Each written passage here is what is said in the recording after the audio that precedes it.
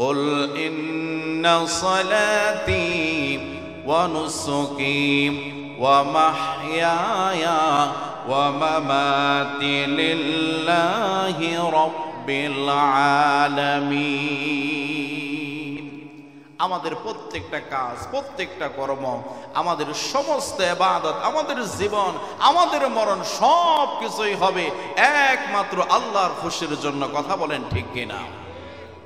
যদি আল্লাহর খুশির জন্য আমরা করতে পারি তো তাহলেই আমাদের জীবনটা সাকসেস। কথা বলেন ঠিক কিনা? আব্দুল্লাহ ইবনে মুবারক রাহমাতুল্লাহ আলাইহি, ওনার নাম শুনেছেন?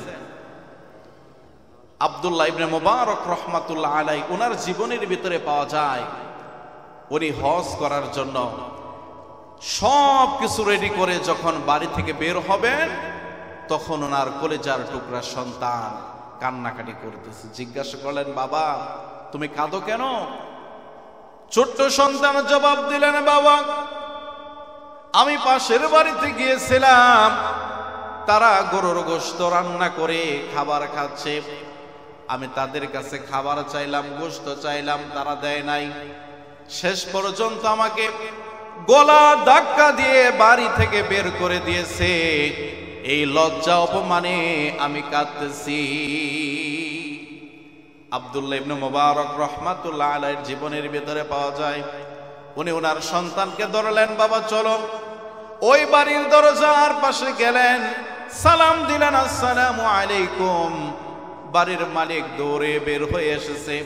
বের হয়ে এসে দেখে জামানার সব চাইতে বড় ভালো মানুষ, যার নাম এক বাক্যে সকলেই চেনে, আব্দুল্লাহ ইবনে মুবারক রাহমাতুল্লাহ আলাইহি ওনার বাড়ির দরজার সামনে দাঁড়িয়ে আছে। বলেন আল্লাহু আকবার।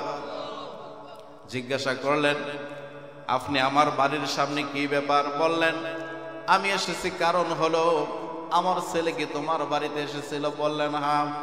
তোমার বাড়িতে কি গরুর গোশত রান্না হয়েছে? হ্যাঁ। আমার সন্তান কি চেয়েছিল? বললেন, হ্যাঁ। আমার সন্তানকে কেন দাও নাই?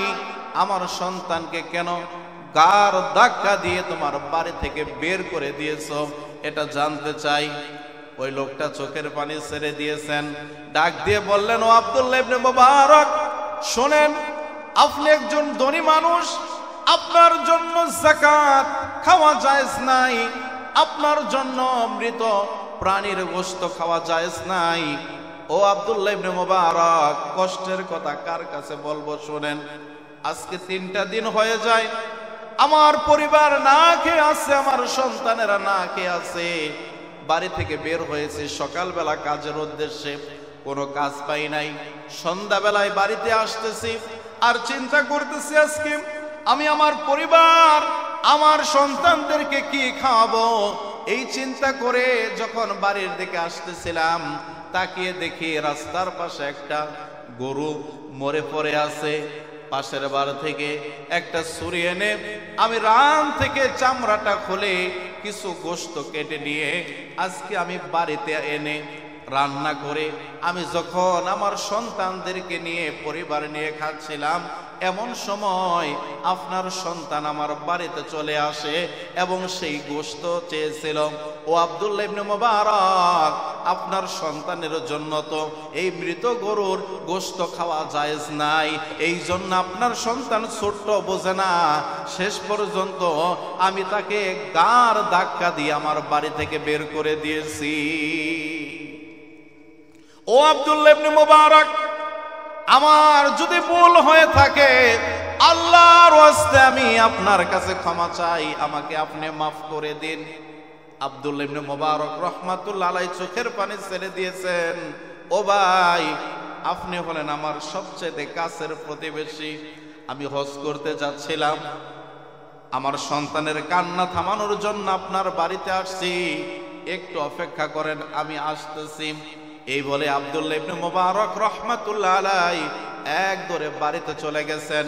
হজে যাওয়ার জন্য যেই টাকা পয়সাগুলো জমিয়েছিলেন, যে খাবারগুলো একত্র করেছিলেন, সমস্ত টাকা সমস্ত খাবারগুলো এনে ওই প্রতিবেশীর হাতে তুলে দিলেন আর ডাক দিয়ে বললেন, ভাই আপনার এই খাবারগুলো পরিবারের লোকদেরকে খাওয়ান, আর এই টাকাগুলো দিয়ে আপনি ব্যবসা বাণিজ্য করেন, আল্লাহর ওয়াস্তে আমি আপনাকে দান করে দিলাম, কোনদিন এই টাকা আপনার পরিশোধ করতে হবে না। তবে শর্ত হলো কাল কিয়ামতের ময়দানে আমি আব্দুল্লাহ ইবনে মুবারককে আপনি আল্লাহর কাঠগড়ায় দাঁড় করাবেন না। বলেন আল্লাহু আকবার। আব্দুল্লাহ ইবনে মুবারক রাহমাতুল্লাহ আলাইহি ওনার হজের টাকা সমস্ত খাবারগুলো দিয়ে বাড়িতে চলে গেলেন, আর ওনার বন্ধুরা হজে চলে গেল। হজ করে যখন ওনার বন্ধুরা ফিরে আসলো, আব্দুল্লাহ ইবনে মুবারক রাহমাতুল্লাহ আলাইহিকে ডাক দিয়ে বললেন, বন্ধু আপনি হজ থেকে কবে ফিরে আসলেন? আব্দুল্লাহ ইবনে মুবারক রাহমাতুল্লাহ আলাইহি বলেন, ভাই এবছর আমি হজে যাই নাই। বলেন কি বলেন, আপনি হজে যাই নাই, মিথ্যা কথা বলেন কেন? বলে কেন? কয়, ও আব্দুল্লাহ ইবনে মুবারক শুনেন, আমরা যখন হজ করেছি, যখন কাবা ঘর তাওয়াফ করেছি, তখনও দেখেছি আপনি আমাদের সামনে কাবা ঘর তাওয়াফ করতেছেন। বলেন আল্লাহু আকবার। ও আব্দুল্লাহ ইবনে মুবারক, আমরা যখন আরাফার ময়দানে অবস্থান করেছি, তখন আমরা দেখেছি আপনি আমাদের সামনে সামনে ওই আরাফার ময়দানে চক্কর করতেছেন, অবস্থান করতেছেন। মিথ্যা কথা বাদ দিয়ে বলেন আপনি কবে ফিরে আসছেন? আব্দুল্লাহ ইবনে মুবারক চোখের পানি ছেড়ে দিয়ে বলে, ভাই সত্যি সত্যি এবছর আমি হজে যাই নাই। হজের যত টাকা পয়সা ছিল, যত খাবার ছিল, আমার একটা গরিব প্রতিবেশীকে আমি দান করে দিয়েছি। রাত্রি বেলায় যখন আব্দুল্লাহ ইবনে মুবারক রাহমাতুল্লাহ আলাইহি ঘুমিয়ে আছেন, স্বপ্নে কে যেন ডাক দিয়ে বলে, ও আব্দুল্লাহ ইবনে মুবারক শোনো, তুমি এবছর হজ করতে আসতে পারো নাই, কি হয়েছে?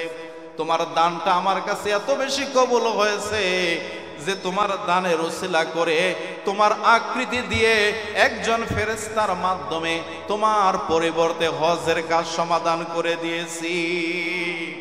এখানেই শেষ নয়, ও আব্দুল্লাহ ইবনে মুবারক শোনো, তোমার দানটা আল্লাহ তাআলার দরবারে এত বেশি কবুল হয়েছে, তোমার দানের ওসিলায় এই বছর যত মানুষ হজ করেছে, আল্লাহ তাআলা সমস্ত হাজীদের হজকে কবুল করে নিয়েছে।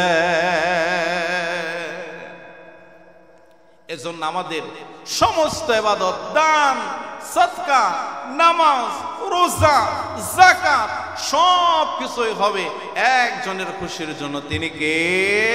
ও মুসলমান চিল্লায় বলেন তিনি কে?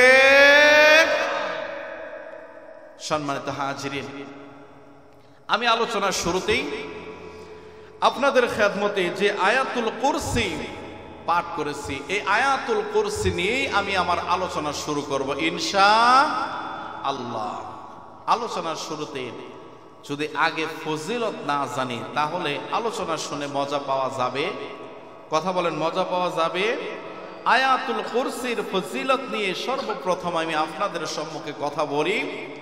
সম্মানিত হাজিরিন, আয়াতুল কুরসি এটা এমন একটা আয়াত, আল্লাহ রাসূল সাল্লাল্লাহু আলাইহি ওয়াসাল্লামকে জিজ্ঞাসা করা হয়েছে, নবী গো, কোরআনুল কারীমের ভিতরে 6666টি আয়াত আছে, এর ভিতরে সর্বশ্রেষ্ঠ আয়াত কোনটি?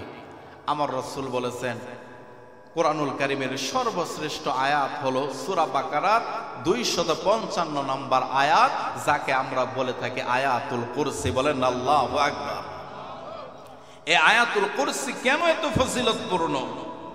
আল্লাহ রাসূল সাল্লাল্লাহু আলাইহি ওয়াসাল্লাম বলেন, নাসাঈ শরীফের বর্ণনা, আমার রাসূল বলেন, আমার কোন উম্মত যদি 5 ওয়াক্ত নামাজের পরে একটিবার আয়াতুল কুরসি পাঠ করে, ওই বান্দার মাঝে আর জান্নাতের মাঝে দূরত্ব হলো তার মরণ। চিল্লায় বলেন আল্লাহু আকবার।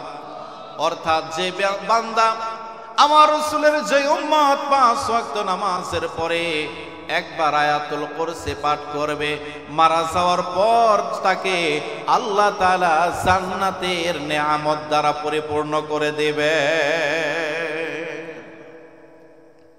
বুখারী শরীফের বর্ণনা, আমার রাসূল সাল্লাল্লাহু আলাইহি ওয়াসাল্লাম বলেন, ও আমার উম্মতেরা শোনো, আমার যে উম্মত রাত্রি বেলায় ঘুমানোর পূর্বে বিছানায় যাওয়ার আগে একটাবার আয়াতুল কুরসি পাঠ করবে, আল্লাহ রাব্বুল আলামিন সারা রাত্রি তাকে পাহারা দেওয়ার জন্য একজন ফেরেশতা তার পাশে নিযুক্ত করে দেয়। 3 নম্বর ফজিলত হলো, আমার রাসূল বলেন, ও আমার উম্মতেরা শোনো, আমার যে উম্মত প্রত্যেক ফরজ নামাজের পরে একবার আয়াতুল কুরসি পাঠ করবে, ওই আমার উম্মতের ইন্তেকালের যখন সময় এসে যাবে, সাকরাতুল মাউত যখন শুরু হয়ে যাবে, আল্লাহ তাআলা তার রূহটা এমন ভাবে কবজ করবেন, পিঁপড়ায় কামড় দিলে ব্যথা পাওয়া যায়, কিন্তু আল্লাহ তাআলা তার ইন্তেকালের সময় এই সামান্য কষ্ট দিবেন না। পড়েন আল্লাহু আকবার। আমি আপনাদের কাছে জানতে চাই, মরণের কষ্ট আছে কিনা? আছে কিনা? এটা আমার কথা নয়, আল্লাহ রাব্বুল আলামিন পবিত্র কোরআনুল কারীমের সূরা কাফের 19 নম্বর আয়াতে বলেন, আল্লাহ তাআলা বলেন, ওয়াজাআত সাকরাতুল মাউতি বিল হক যালিকা মা কুনতা মিনহু তাহিদ। আল্লাহ রাব্বুল আলামিন বলেন, মৃত্যু যন্ত্রণা অবশ্যই তোমাদেরকে পাকড়াও করবে, তোমাদেরকে ধরবে, আর মরণ থেকে যতই তোমরা পালাও, মরণ থেকে পালানো যাবে।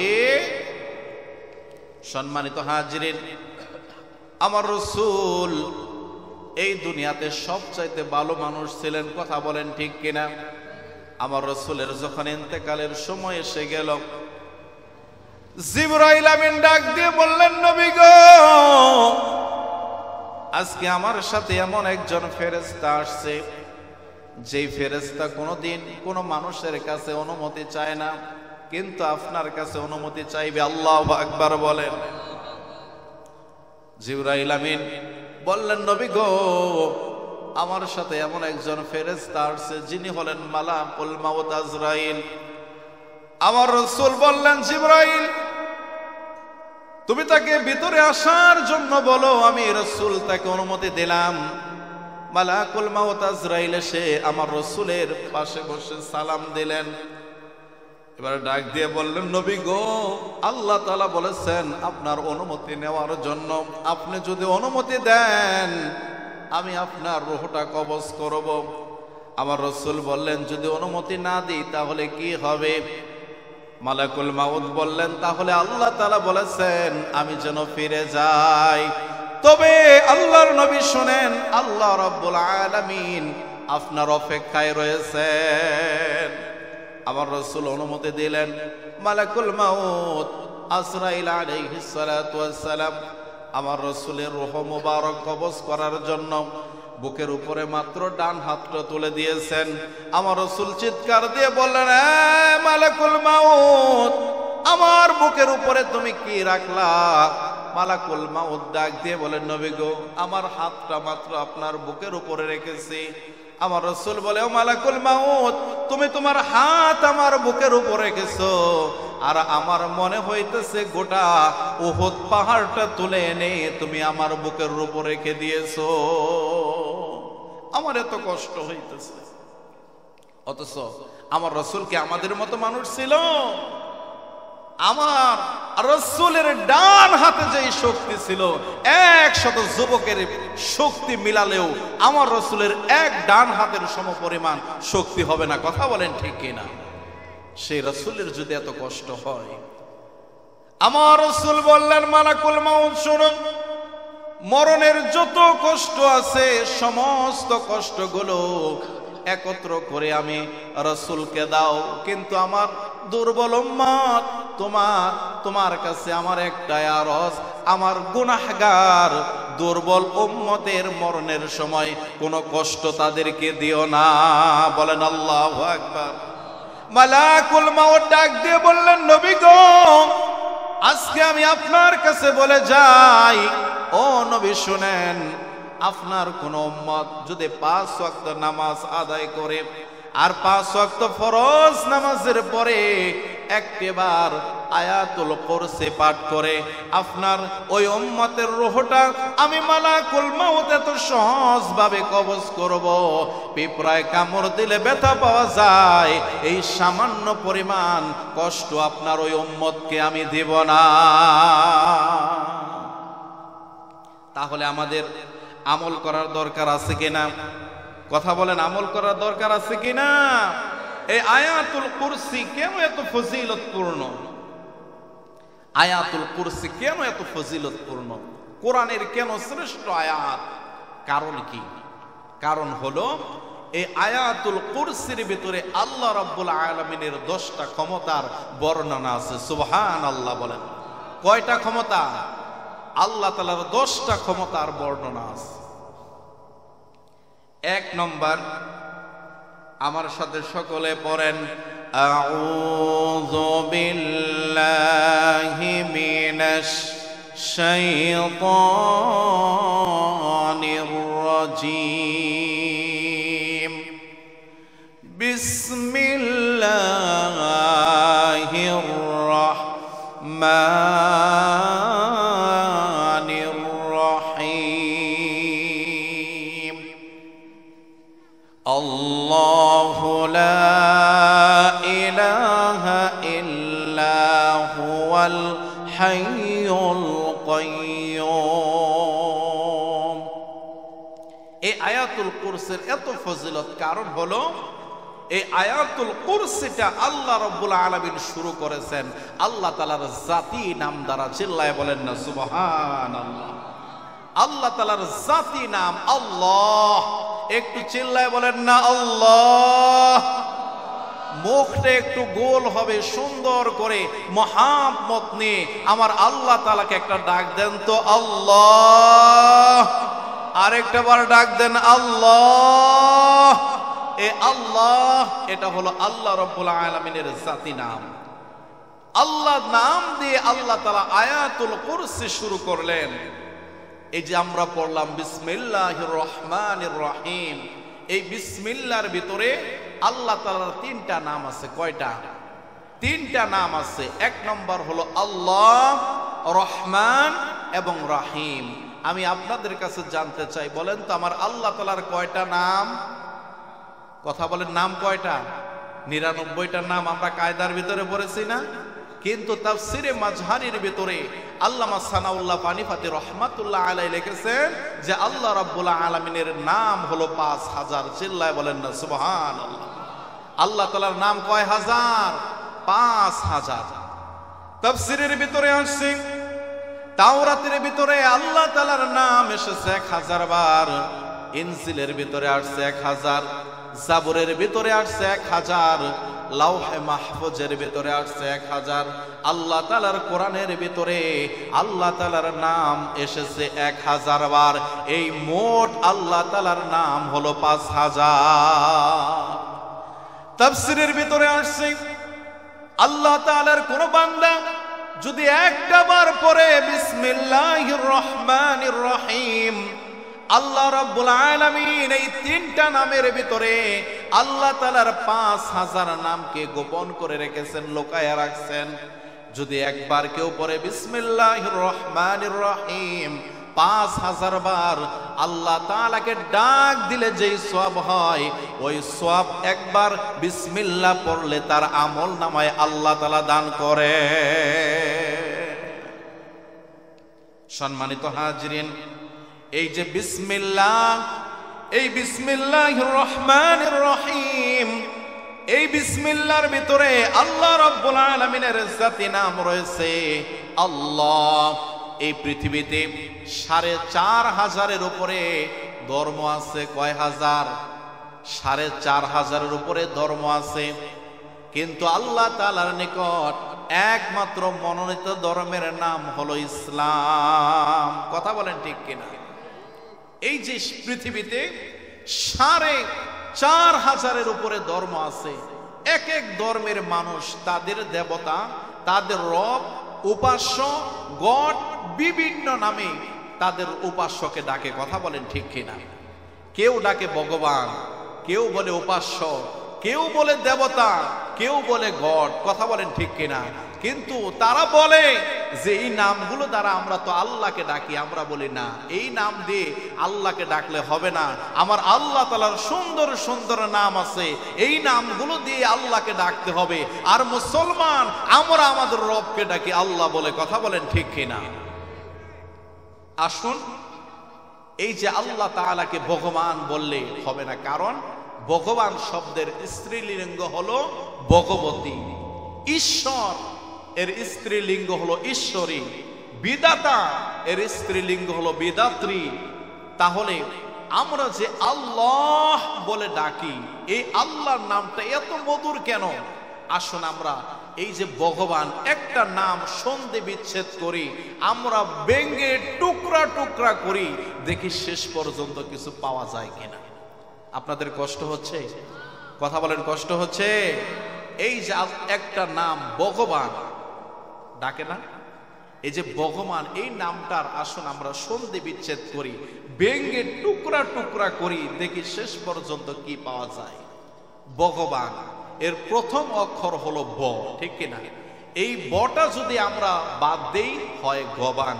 গবান শব্দের অর্থ হলো মারো, কাটো, সিরো, ফারো। এটা কি কোনো দেবতার নাম হতে পারে? এবার আমরা যদি গটা বাদ দিয়ে দেই তাহলে হয়ে যায় বান। বান শব্দের অর্থ হলো জাদু, টোনা, বান মারা। এবার বটাও যদি বাদ দিয়ে দেই থাকে দন্তন্য, মানে কিছুই নাই। এবার মুসলমান গভীর মনোযোগ দিয়ে শোনেন, আমরা আমাদের রব আল্লাহ তাআলার নামটা নিয়ে গবেষণা করি, আমরা একটু ভেঙে টুকরা টুকরা করি। আল্লাহ, আল্লাহ শব্দের ভিতরে 4টা হরফ আছে। আল্লাহ, আলিফ, লাম, লাম, হা আছে কিনা? আমরা যদি আল্লাহ শব্দের আলিফটা বাদ দিয়ে দেই থাকে তাহলে লিল্লাহ।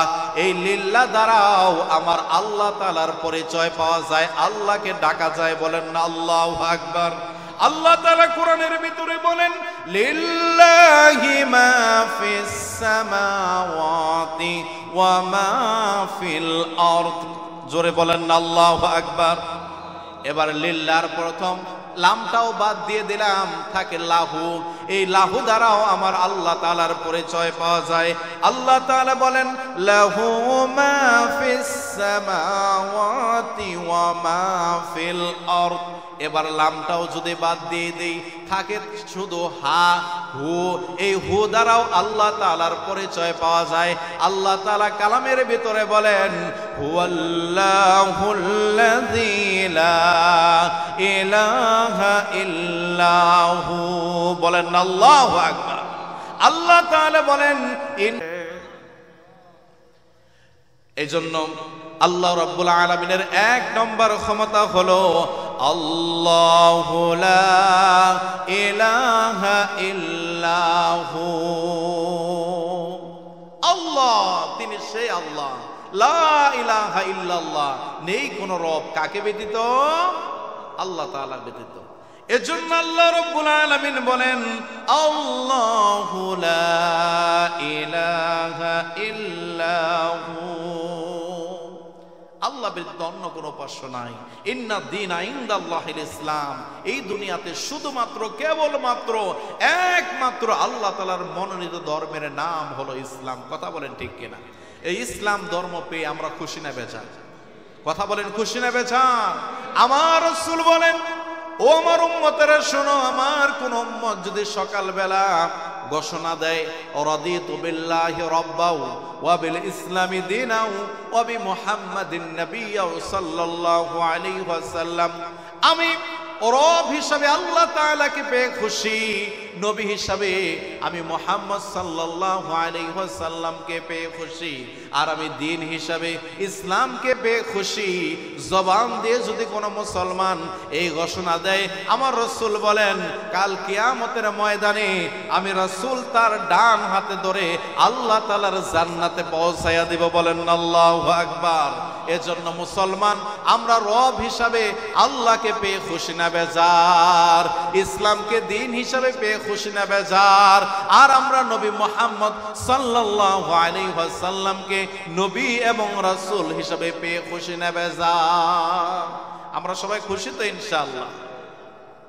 এজন্য আল্লাহ রাব্বুল আলামিন বলেন লাকুম দীনুকুম ওয়ালিয়াদিন। এটা কোরআনের কথা। আমাদের দেশে যখন পূজার সময় হয় তখন দেখবেন এক শ্রেণীর মানুষ আছে টেলিভিশনের পর্দা, বিভিন্ন মিডিয়ার পর্দা ফাটাইয়া ফেলে, বলে ধর্ম যার যার, উৎসব সবার। বলে কি বলে না? কথা বলে না? বলে বলে বলে। এটা সম্পূর্ণ কোরআন এবং হাদিস বিরোধী একটা কথা। আল্লাহ তাআলাই বলে দিয়েছেন লাকুম দীনুকুম ওয়ালিয়াদিন। এই আয়াতের তাফসীর করে দেখেন, তাদের কর্মফল তাদের, তোমাদের কর্মফল তোমাদের। আল্লাহ রাসূল সাল্লাল্লাহু আলাইহি ওয়াসাল্লামের সাহাবী হযরত ওমর বলেন, যেই জায়গায় প্রকাশ্যভাবে আল্লাহ তাআলার সাথে শিরক করা হয় ওই জায়গায় সব সময় আল্লাহ তাআলার গজব, আল্লাহ তাআলার লানত বর্ষিত হয়। বলেন নাউযুবিল্লাহ। সুতরাং কোন মুসলমান হিন্দুদের পূজা মণ্ডপে যাইতে পারে? কথা বলেন, যাইতে পারে না।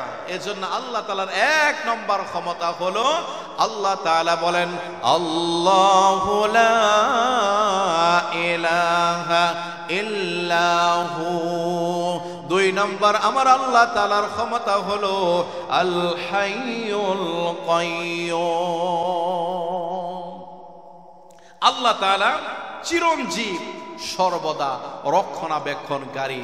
আল্লাহ তাআলা ছিলেন, আল্লাহ তাআলা আছেন, আল্লাহ তাআলা থাকবেন। কথা বলেন ঠিক কিনা?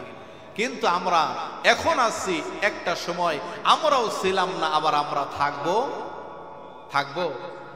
আমরা ছিলাম কোথায়? সে আলমে আরওয়াহ, রূহের জগতে। সেই রূহের জগৎ থেকে আসলাম আলমে বুতুন, মায়ের পেটে। মায়ের পেটে আমরা বেশি দিন থাকতে পারলাম না, আসলাম এই দুনিয়া, আলমে দুনিয়ার ভিতরে। এই দুনিয়াতেও আমরা থাকতে পারবো না, এরপরে যাইতে হবে আলমে বারজাক। কবরের জিন্দেগি আমাদের শুরু হবে, কবরের জিন্দেগিটাও একদিন শেষ হয়ে যাবে, শুরু হয়ে যাবে আখিরাত, পরকাল। যার শুরু আছে কিন্তু শেষ আছে? শেষ নাই। এই জমিন থেকে আসমান পর্যন্ত যদি সরিষার দানা দিয়ে পরিপূর্ণ করা হয়, সরিষার দানা ছোট নাকি বড়? এই সরিষার দানা দিয়ে যদি জমিন থেকে আসমান পর্যন্ত পরিপূর্ণ করা হয়, আর একটা পাখি যদি 1000 বছর পর পর একটা দানা নিয়ে যায়, তারপরেও একদিন এই জমিন থেকে আসমান পর্যন্ত সরিষা দানা শেষ হয়ে যাবে। কিন্তু আমার আপনার আখিরাত যে শুরু হবে, এর কোনোদিন শেষ হবে না। এজন্য আমরা একদিন দুনিয়াতে ছিলাম না, আমরাও একদিন থাকবো না, থাকবেন একজন। তিনি কে? এজন্য আল্লাহ তাআলা বলেন কুল্লু মান আলাইহা ফান ওয়া ইয়াবকা ওয়াজহু রাব্বিকা যুল জালালি ওয়াল ইকরাম ফাবিআইয়ি আলাই রাব্বিকুমা তুকাযযিবান। আল্লাহ তাআলা বলেন কুল্লু মান আলাইহা ফান, সব কিছু ধ্বংস হয়ে যাবে। মালাকুল মাউত আজরাইল আলাইহিস সালাতু ওয়াস সালাম যখন জিনদের রূহ কবজ করবেন, যখন মানুষের রূহ কবজ করবেন, সকলের রূহ কবজ করা শেষ হয়ে যাবে। আল্লাহ তাআলা ডাক দিয়ে বলবে, এ মালাকুল মাউত, আর কে আছে? বলবে আল্লাহ আপনি আছেন, আমি আছি, জিবরাইল আছে, মিকরাইল আছে, ইসরাফিল আছে। বলবে এদের রূহ কবজ করো। এদের রূহ কবজ করা হবে। আমার আল্লাহ তাআলা ডাক দিয়ে বলবেন, এ মালাকুল মাউত সুম্মা মান আবকা, আর কে জীবিত আছে বলো। মালাকুল মাউত বলবে আল্লাহ আপনি আছেন, আমি আছি, আর কেউ নাই। এবার আল্লাহ তাআলা বলবেন মউত, এ মালাকুল মাউত তুমিও মরে যাও, তুমিও থাকতে পারবা না, তোমারও থাকার সুযোগ নাই, তুমিও মরে যাও।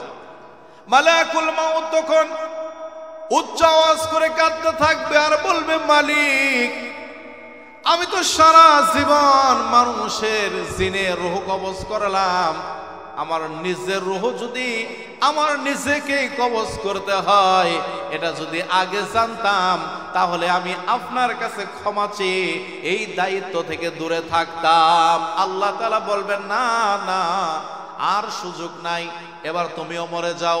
মালাকুল মাউত বলবে কেমন করে মারা যাব?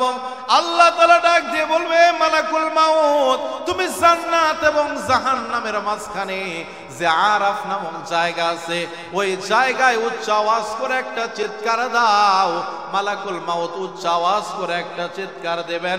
চিৎকার দেওয়ার সাথে সাথে তার শরীর থেকে রূহটা বের হয়ে যাবে। থাকবেন একজন, তিনি কে? আল্লাহ। কেউ নাই, থাকবেন শুধু আমার আল্লাহ রাব্বুল আলামিন। এজন্য আল্লাহ তাআলার 2 নম্বর ক্ষমতা হলো, আল্লাহ তাআলা হলেন আল হাইয়ুল কাইয়্যুম। আল্লাহ তাআলা চিরঞ্জীব এবং সর্বদা রক্ষণাবেক্ষণকারী। আল্লাহ তাআলার 3 নম্বর ক্ষমতা হলো, আল্লাহ রাব্বুল আলামিন বলেন, লা তাখুযুহু সিনাতুন ওয়ালা নাওম। আমার আল্লাহ এমন আল্লাহ, ঘুম তো দূরের কথা, আল্লাহ তাআলাকে তন্দ্রাও স্পর্শ করতে পারে না। আল্লাহু আকবার বলেন না? লিল্লাহি তাকবীর, লিল্লাহি তাকবীর। অনেকে ঘুমাইতেছেন কিন্তু মাদ্রাসায় লেখাপড়া করে, হেফজ কোরআন শরীফ পড়তে পারে। রাত্রি বেলায় একদিন কোরআনুল কারীম তেলাওয়াত করতেছে। কোরআনুল কারীম তেলাওয়াত করতে করতে তেল শেষ হয়ে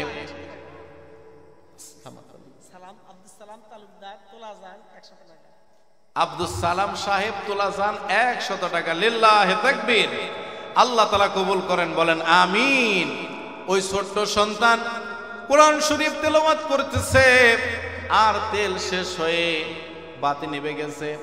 ছোট্ট সন্তান আসমানের দিকে 2টা হাত তুলে দিছে, আল্লাহকে ডাক দিয়ে বলে, মালিক তুমি আমাকে এত নিঃস্ব করে গরিব করে দুনিয়াতে পাঠাইলা, আমার মা নাই, আমার বাবা নাই, আমি তেল কিনে কোরআন শরীফ তেলাওয়াত করব সেই সামর্থ্য নাই, আমাকে তুমি এত গরিব করে কেন তৈরি করলা, দুনিয়াতে কেন পাঠাইলা?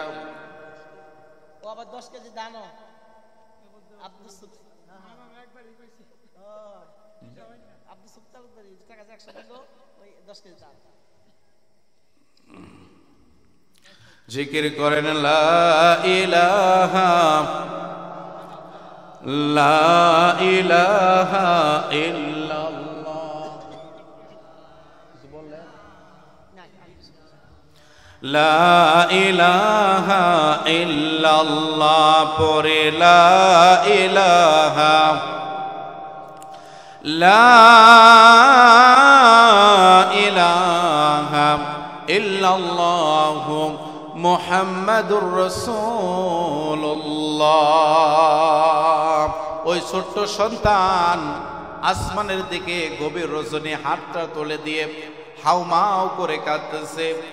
আর ওই বাড়ির পাশ দিয়ে, ঘরের পাশ দিয়ে এক ব্যক্তি হেঁটে যাইতেছে, মদখোর মাতাল। হঠাৎ করে তার কানের ভিতরে ছোট্ট সন্তান, এই বালকের কান্নার আওয়াজ যখন ওনার কানে গেছে, থেমে গেছে, আর চিন্তায় পড়ে গেছে কি ব্যাপার, কেন কাঁদে। দরজার পাশে গিয়ে আস্তে আস্তে করে দরজার পাশে গিয়ে যখন কানটা লাগাইয়া দিছে, দেখে ঘরের ভিতর থেকে কান্নার আওয়াজ আসে। এবার ডাক দিলেন, দরজা খুলে দেওয়া হলো। ডাক দিলেন, বাবা তুমি কেন কাঁদতেছো, কাঁদার কারণ কি? ওই ছোট্ট সন্তান বলে, আমি এত গরিব, আমার মা নাই, আমার বাবা নাই, আমি এত গরিব, আমার মনে চায় সারা রাত্রি আমি কোরআনুল কারীম তেলাওয়াত করি, কিন্তু তেল কেনার মতো আমার কোনো সামর্থ্য নাই।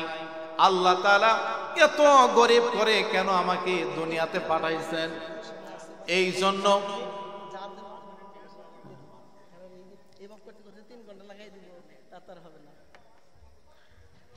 সম্মানিত হাজিরিন, আজকে যেহেতু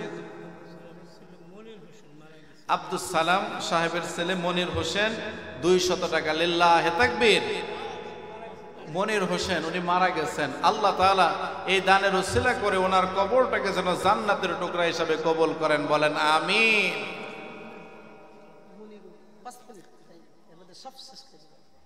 সম্মানিত হাজিরিন, ওই ছোট্ট সন্তান যখন হাউমাউ করে কাঁদে, মদখুর ওই মাতাল ডাক দিলেন, বাবা তুমি কেন কাঁদো? আমি এত গরিব, তেল কেনার মতো সামর্থ্য নাই, এই জন্য কাঁদতেছি। মদখুর ডাক দিয়ে বললেন, বাবা আর তুমি কেঁদো না, আজকের পর থেকে তোমার কোরআনুল কারীম তেলাওয়াত করতে যে তেলের প্রয়োজন, আমি আজকের পর থেকে ওই তেলের ব্যবস্থা তোমাকে করে দেব। এই কথা বলে ওই মদখোর যুবক রাস্তা দিয়ে হেঁটে যাইতেছে। যাইতে যাইতে এক দোকানদারকে তিনি ঘুম থেকে জাগ্রত করেছেন। দোকানিকে ডেক তুলে বলতেছেন, আমাকে তাড়াতাড়ি করে এক ডাম তেল দেন। দোকানদার যখন তেল দিয়েছে, আর তিনি দোকানদারকে বললেন, আমার জন্য দোয়া করবেন, আমি তওবা করেছি, জীবনে যতদিন বেঁচে ছিলাম আমি আমার জিন্দেগিটা গুনাহ করে করে কাটিয়ে দিয়েছি, কিন্তু আজকের পর থেকে আমি কোনো গুনার কাজ করব না, আমার জন্য দোয়া করবেন। এই কথা বলে তিনি দোকানদারকে টাকা পরিশোধ করে এক দাম তেল ওই ইয়াতিম দরিদ্র সন্তানের বাড়িতে দিয়ে যখন চলে আসছেন, ওই রাত্রেই তার ইন্তেকাল হয়ে গেছে। পরের দিন সকালবেলা এলাকার সমস্ত মানুষগুলো একত্র হয়ে গেছে। একত্র হয়ে একটা সিদ্ধান্ত নিয়েছে, যেহেতু লোকটা মাতাল ছিল, মদখুর ছিল, সে যারা জীবন কোনোদিন ভালো কাজ করে নাই, আমরা তার জানাজার নামাজ পড়ব না, আমরা তাকে গোরস্থানেও দাফন করব না। কি করা যায়? যে আমরা তাকে ওই বনে, গ্রামের পাশে যে গহীন একটা জঙ্গল আছে, ওই জঙ্গলের ভিতরে আমরা তাকে ফেলে দেব। ওই বন জঙ্গলের হিংস্র জন্তু জানোয়ার তাকে ছিঁড়ে ছিঁড়ে খেয়ে ফেলবে, আর তাকে কবর দেওয়ার প্রয়োজন হবে না। এই চিন্তা ভাবনা করে এলাকার কিছু মানুষ এই মদখোর মাতালকে পাশের ওই বন জঙ্গলের ভিতরে রেখে আসছে। একদিন যায়, 2 দিন যায়, 3 দিন পরে ওই এলাকার কিছু আল্লাহওয়ালা মানুষ, ভালো মানুষ, তাদেরকে কে যেন ডাক দিয়ে বলতেছে, যাও ওইখানে জঙ্গলে একজন আল্লাহওয়ালা মানুষ পড়ে আছে, তার লাশ পড়ে আছে, আল্লাহর একজন প্রিয় বান্দা পড়ে আছে, তোমরা তাকে নিয়ে আসো, সুন্দর করে গোসল দাও, গোসল দিয়ে কাফন দাফনের ব্যবস্থা করে তাকে তোমরা জানাজার নামাজ পড়ে তাকে দাফন করো। এই কথা যখন তারা শুনছেন, অবাক হয়ে গেছে। এলাকার সমস্ত মানুষদেরকে ডাকা হলো, সমস্ত মানুষদেরকে জিজ্ঞাসা করলেন যে কয়েকদিন আগে, 3 দিন আগে এই এলাকার কোনো ভালো মানুষ, আল্লাহওয়ালা মানুষ, পরহেজগার মানুষ, এরকম কেউ কি মারা গেছে? বলেন না। 3 দিন আগে যে মারা গেছে সে ছিল একটা মদখোর মাতাল, সারা জীবন সে ভালো কোনো কাজ করে নাই, এজন্য আমরা তাকে দাফনও দেই নাই, তার জানাজার নামাজও পড়াই নাই, বন জঙ্গলের ভিতরে তার লাশটা আমরা ফেলে রাখছি, চলো আমরা লাশটা নিয়ে আসি। মানুষ মনে করেছে যে তার শরীর বনের হিংস্র পশু খেয়ে ফেলেছে, কিন্তু অবাক করা, 3 দিন আগে যে লাশটা ফেলে গেছে, এখনো গিয়ে দেখে বাঘ সিংহ তার লাশ খাবে দূরের কথা, তার শরীর খাবে দূরের কথা, একটা পিপিলিকাও তার শরীর স্পর্শ করে নাই। সুবহানাল্লাহ।